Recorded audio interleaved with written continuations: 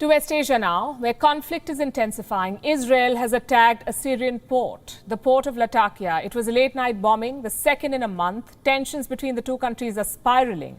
Israeli warplanes fired a number of missiles. They struck the coastal city of Latakia in western Syria. Latakia is one of Syria's principal port cities. It's a major hub of trade and manufacturing. Last night, it was bombed by Israel. We'll discuss why, but first I want to show you what the attack looked like. The images are dramatic, to say the least. Huge plumes of fire and smoke erupted from a container storehouse. This was the prime target of the airstrikes. Reports say the explosions could be heard all the way in Tartus. That's a coastal city more than 80 kilometers from Latakia. Here's another video. It shows firefighters struggling to douse the flames. The fire destroyed several containers at the facility. The operations are said to have lasted till dawn. And now a third video, which shows fires raging through a vast expanse of land. The damages are said to be massive. Reports say residential buildings, shops, and at least one hospital were destroyed in the Israeli airstrike.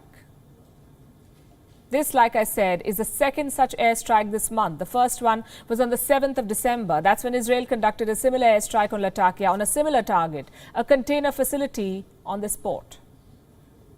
Why is Israel after them? Why is it striking container facilities in Latakia? Because apparently these containers are Iranian weapon shipments.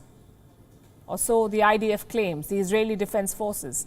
They say these containers are bringing arms and ammunition from Iran. And Iran, as you would know, is an enemy of the state of Israel. So Israel is essentially attacking Iranian weapons in Syria. Again, that's the IDF version. And who is Iran sending these weapons for? The Hezbollah, says Israel. The Hezbollah is a Shia Islamist militant group. It operates in Syria and Lebanon and is financed by the Iranian regime. The Hezbollah is fighting on the side of the Syrian government. So Israel says it is striking them, Iranian interests and partners. And that's reason number one. Number two is this: stopping Syria from producing deadly nerve agents. Remember, the Syrian dictator Bashar al-Assad has often been accused of using deadly nerve gas on civilians. Thousands of civilians have been killed in this way since the civil war began in 2011.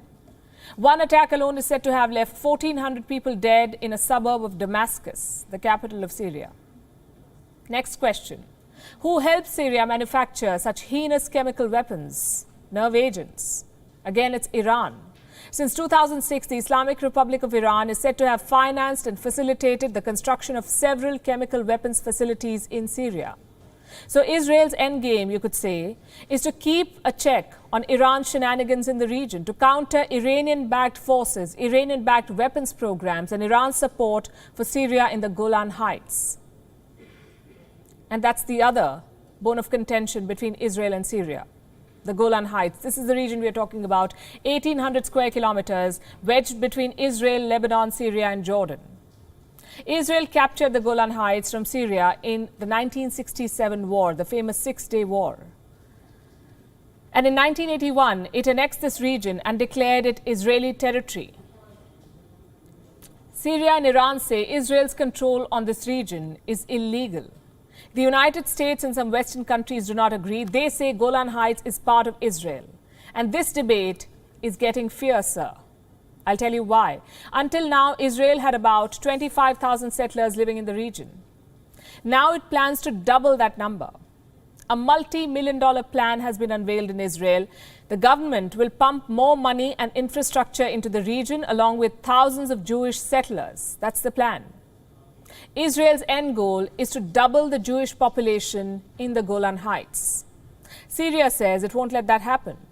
It has condemned Israel's plans and vowed to restore control on the Golan Heights. Needless to say, Iran supports Syria on this. And so we have another potential and long-buried conflict resurfacing. Israel is already taking precautionary and preemptive action. It is striking port cities in Syria. It's conducting drills near the Syrian border and expanding its footprint in the Golan Heights.